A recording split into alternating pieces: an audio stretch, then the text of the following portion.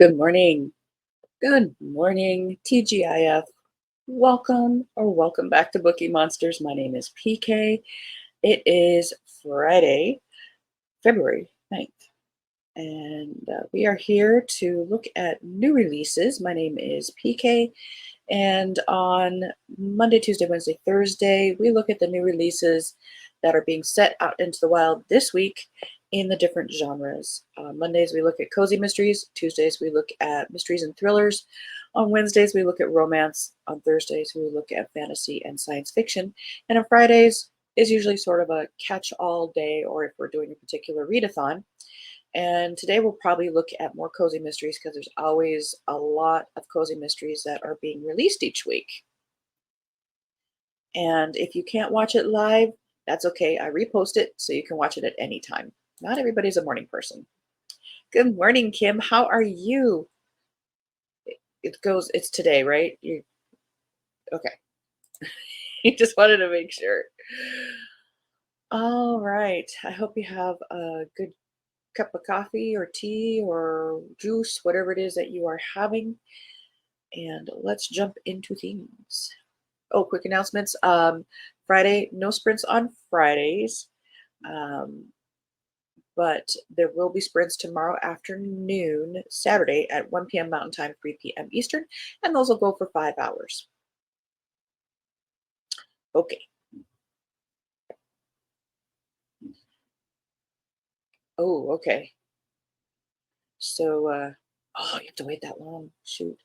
After that, you indulge. Good morning. Look at you up. Absolutely. Goodness. Gold stars, cup of coffee. You deserve it. We are going to be looking at the new releases. Let me get rid of this banner. Just in time because we have a commercial.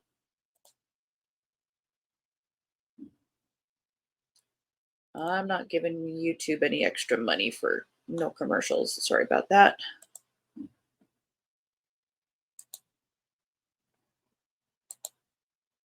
It's like before 6 today. Don't know what is going on. The sun was still sleeping. True. But I'm one of those disgusting morning people. I know. I get it. But I'm ready for a weekend. I'm so ready for a weekend.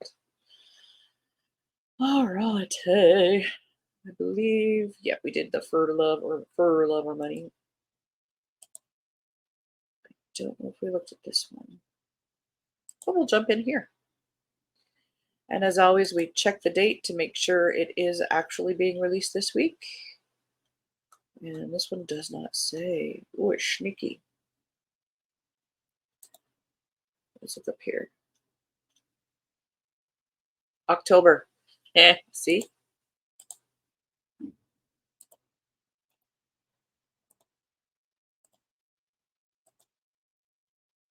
Popped out.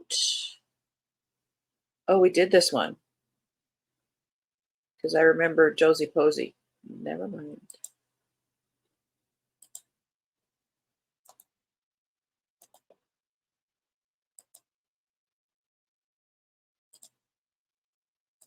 This one looks cute. We have dinner and music at church tomorrow night, so I'll be here for a little bit. Okay, well, we appreciate whatever you can do. If you just want to stop in and say hi. Hi, Deborah. Good morning. And really up Mardi Gras weekend for me. Oh, that's right. Oh my goodness, Mardi Gras and the Super Bowl? It is a Super Bowl, isn't it? I don't watch. Used to, don't anymore. It got political, so I don't watch. Mayhem on the Mind by Carolee Townsend, and it is this week. Introverted OCD fashion designer, this is fifth in series. Callie Ballas and extroverted detective Nick Stone take the plunge and move in together, but knocking a wall down between their halves of the house doesn't necessarily make it a home. It's spring and eating no meat during Lent is driving everyone a little crazy, most especially Callie's aunt Tasula, who has a ravenous appetite. The Greeks wear a red and white bracelet made out of a thread called martis for the entire month to celebrate the beginning of spring and protect against diseases. Red symbolizes passion and life, while white represents purity. Aunt Tasula's nemesis from high school is anything but pure and the epitome of a disease. She tried to break up Tasula and her late husband when they were younger, and now she's trying to come between her and her hunky new man, which has Tasula seeing red. When the woman winds up murdered, Aunt Tasula becomes the number one suspect. They say home is where the heart is, but Callie's heart is invested in clearing her aunt's name. Will Nick still be there when the remodel is finished? That sounds adorable. Am I in the mood for adorable? I might be in the mood for adorable, but it sounds like you definitely should read this one in order. Cover's cute. So we did want to, oh, and it's got pink on the cover. Oh, ho, ho. And her guy is Nick Stevens. If you watched My Big Fat Greek Wedding, remember that scene? And this is Nick.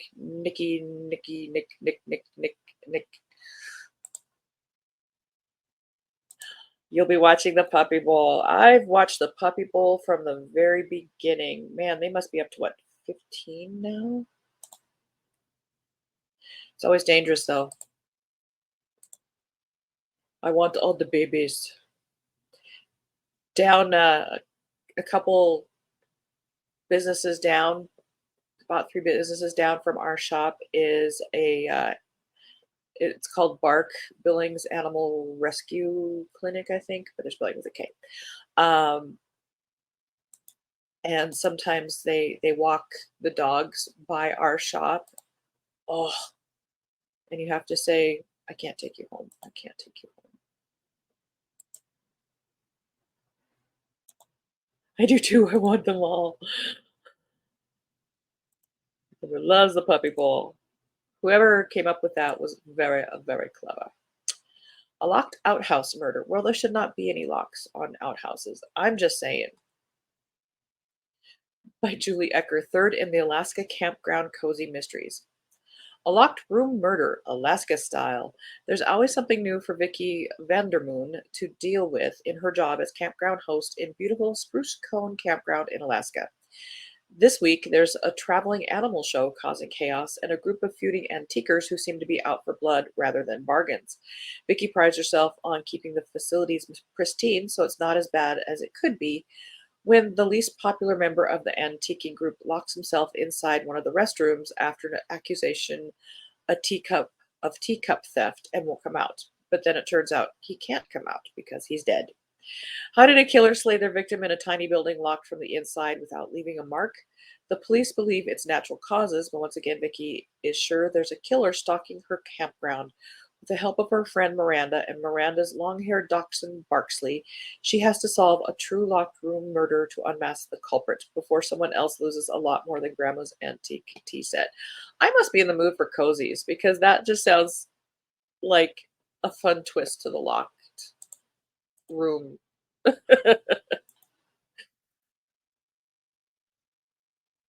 Oh. You know, on Wednesday we were looking for the beautiful dresses romances. That is a beautiful dress. I don't think I could live next to a rescue. Neither my husband and I can resist. Oh, I know. I love what rescues do, and we only adopt rescues uh, or from shelters. And bless the hearts of the people who work there because I could not. It would just break my heart every single day. And I want to take them all home. All right, this is, Deadly New Year. Right Royal Cozy Investigation by Helen Golden. Oh, this is a novella, 87 pages. When the murder crashes the party, Bee and Perry are on a mission to save New Year's Eve. Death at annual staff ball at Francis Court. Reports are coming in of a death in the annual New Year's Eve event hosted by Lady Beatrice, the Countess of Rossex. The ball, a tradition at Francis Court, is held each year to say thank you to the 200 staff and their partners who work at the family's 16th century stately home and estate. The event was planned and catered for by Posh and Fabulous, the most sought-after Fincher-based event company owned by high society sisters Jasmine and Holly Curson. Again, I must be in the mood because that sounds cool too. Tea cake and murder! Exclamation point.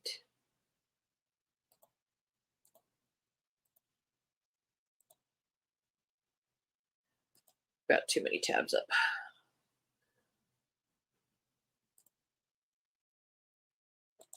We only adopt rescues 2. At one time we had 4. Oh my goodness, down to 2 now. The most I've ever had is 2. But we adopt big dogs, so they probably count as 4. Tea Cake and Murder. A very British cozy mystery by K.J. Heritage. A haunted witch hiding in an Agatha Christie-esque novel, a series of eccentric characters, a host of clues and red herrings, and murder. A talented spell-weaving witch on the run is forced to find magical refuge in a mystery novel, playing the role of Emily. Oh my goodness. See, I must be in the mood. Of Emily Crookshanks, amateur sleuth and professional flirt. Waking up with no idea who or where she is, Emily finds herself in the quaint 1920s English countryside village of Little Puddlewick, uncomfortably sharing the tea and cakes with the not-so-reverend Wilson Smallsy, the village's most rather pompous womanizing vicar. After a series of shocking murders, Emily hooks up with the village doctor, a rather dashing ex-RAF fighter pilot known to his chums as setters. Okay. Working together, they uncover clues and interrogate suspects. Add an inept inspector, various pompous ladies from the regular vicarage get-togethers, a dashing explorer recently returned from the Orient, his very attractive, career-minded secretary, and a whole host of motives and clues, including a series of nasty accusatory posters, and Emily finds herself in the middle of a most confusing and frustrating mystery. Is this a standalone or is it a series? It might be a standalone. What a cute concept. I want to read all the books. I wish I could get a dog, but health. Yeah, absolutely. You got to take care of you. That's okay. You can be a good aunt. I just got a notification that we're live. um, these two are the same author. Witchy Secret.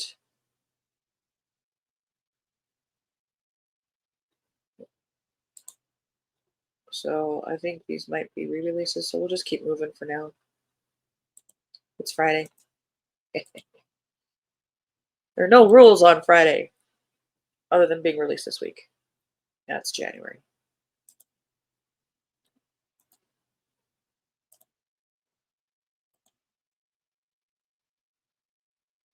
Here we go.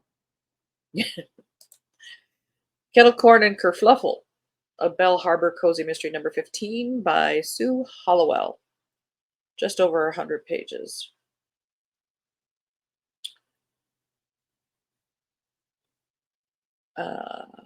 Tilly and Justin embark on a romantic getaway to the picturesque town of Cedarbrook. As they immerse themselves in the whimsical charm of the Treehouse Hotel, little do they know that their idyllic escape will take an unexpected twist. Eager to experience the local flavor, Tilly and Justin make plans to visit Stella's Saloon, a renowned cowboy bar known for its lively atmosphere. However, their excitement turns to shock when they stumble upon a lifeless body amidst the spirited crowd. As Tilly peels back the layers of this perplexing case, she realizes that the secrets held within Stella's saloon run deeper than she ever imagined.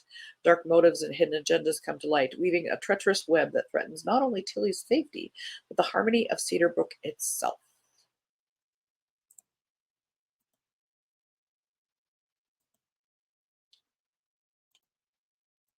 All right.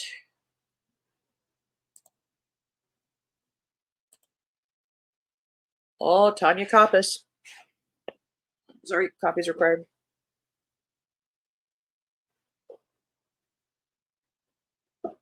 As I slurp it.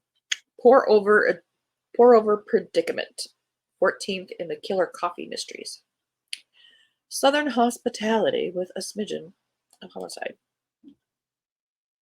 182 pages. Welcome back to Honey Springs, a town as warm and inviting as a fresh cup of coffee on a chilly morning. One voted one of America's best places, it's the perfect blend of southern charm and scenic splendor. But when a high-profile murder steeps the town in scandal, the picturesque town becomes the mysterious. Loretta Beebe, socialite schemer and the Southern Belle of the Southern Women's Club, is at the heart of the hullabaloo, accused of a crime that could spill the beans on her perfect life. With no one else to turn to, she calls on Roxy Bloom, the clever owner of the Beanhive coffee shop, with a knack for solving the most perplexing puzzles. Roxy, whose legal know-how is as perceptive as her palate for espresso, finds herself brewing over clues and questioning the town's most colorful characters. But in Honey Springs, every favor is a clue, and every sweet smile could sour to a motive. Can Roxy filter through the filter coffee through the lies before the true culprit grounds her investigation for good? Pour yourself a cup of intrigue with pour over predicament. Blah blah blah.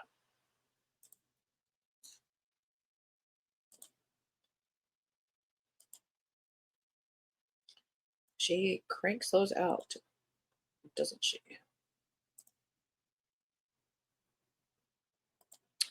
Death on the High Seas by Anna Legat. January. I got excited because there wasn't something cutesy on it.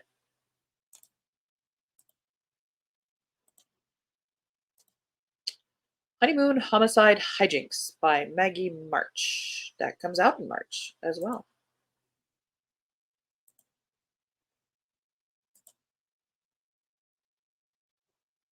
Furballs and Fatalities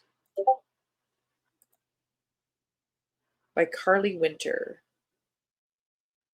Third in the Haywood Hounds Cozy Mysteries. Nailing a murderer is difficult, but so is dealing with a cranky talking dog. Oh, I'm out.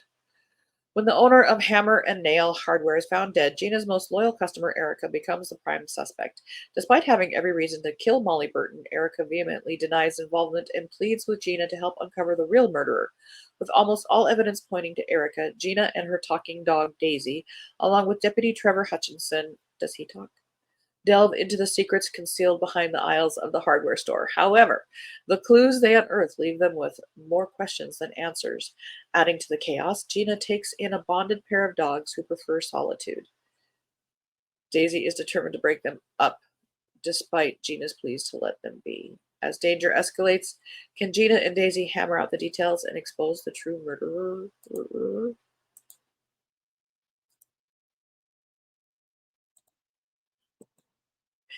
Yeah.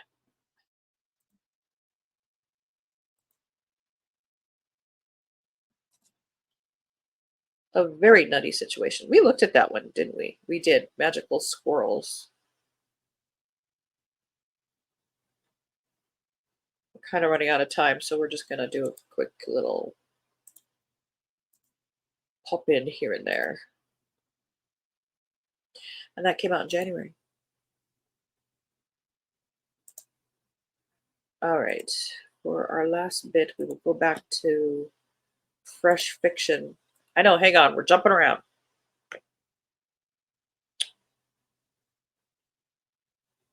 Did we look at a killer romance?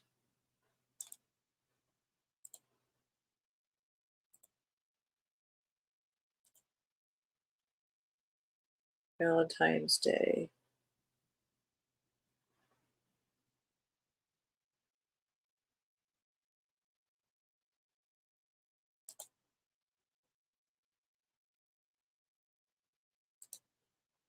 By Maggie Blackburn, third in the Beach Reads Mysteries. Love and Murder are in the air this Valentine's Day in the third of the series. When Beach Reads Bookshop hosts a Valentine's Day event, Romance by the Sea, bookseller Summer Merriweather has no idea that the guest author is under investigation for her own husband's murder. When that same author is found dead at the local bed and breakfast, nobody assumes it's natural causes. There were plenty of people who wanted her dead. As Summer searches for the truth about the author's stranger than fiction life, Summer finds suspicious indications of shady behavior in the author's belongings, but the casual sleuthing is quickly derailed when Summer's friend Glads gets hauled in for the murder, and they launch a full-blown investigation to clear her name. We might have looked at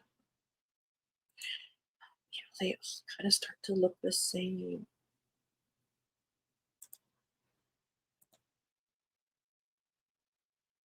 Unless you really deep dive. Now, I'm sure people would say the same to me about historical mysteries, but I could tell you, no, they're all different. A Pie to Die For by Gretchen Rue.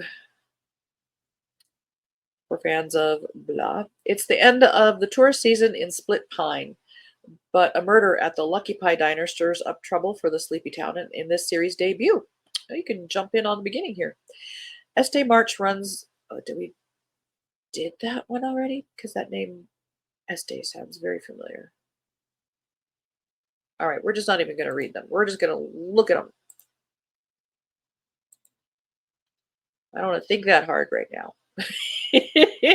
Sinister Revenge, that is not a new release this week.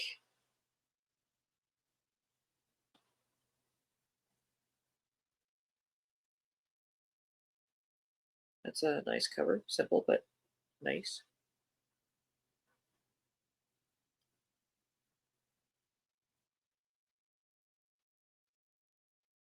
Yeah, looked at that.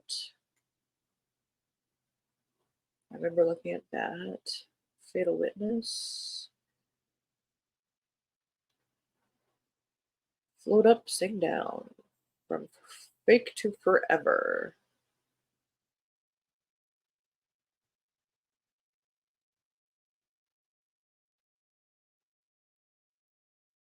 Go Ridge. Juniper Hill. Definitely Perry. It also must be re-releases.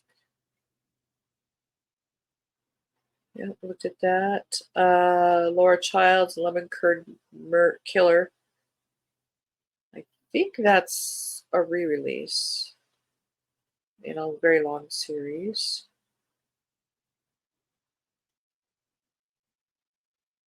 Night Flight to Paris, Cara Black. Why is Cara Black historical? She has a. Doesn't she have a series like contemporary, or did she write? I don't know. Sisters of the Sky. That's would be an interesting concept.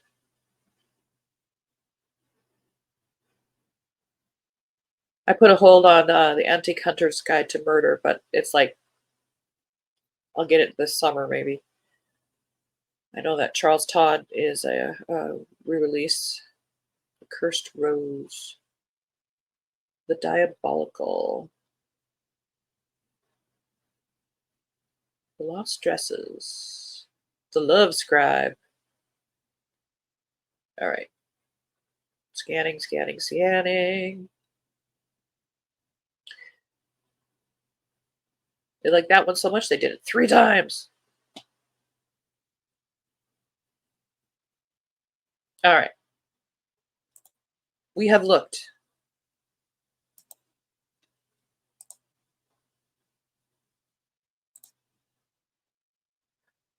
You can say we've looked at everything.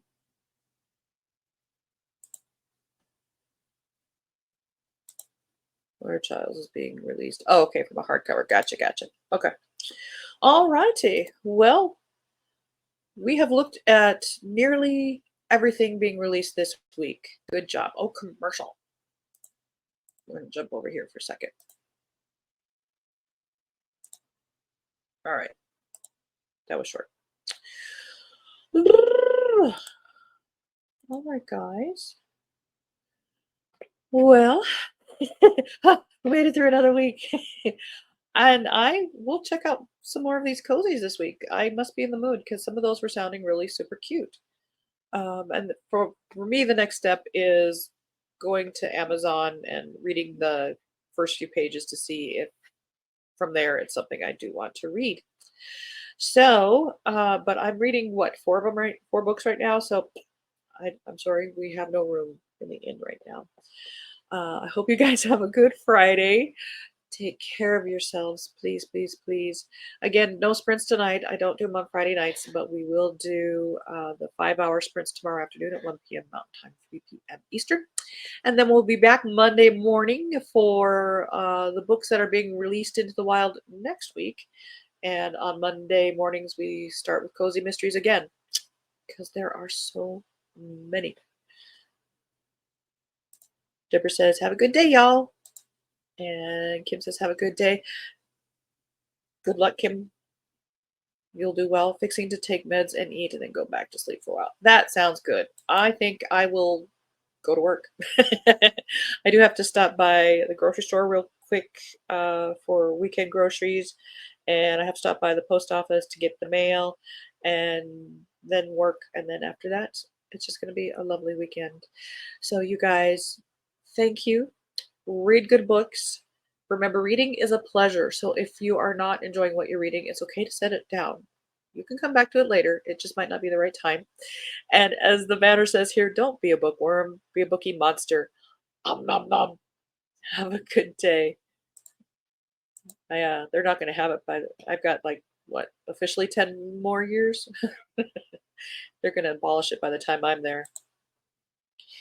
Oh yeah, rub it in. Enjoy it. You guys worked, therefore you get to.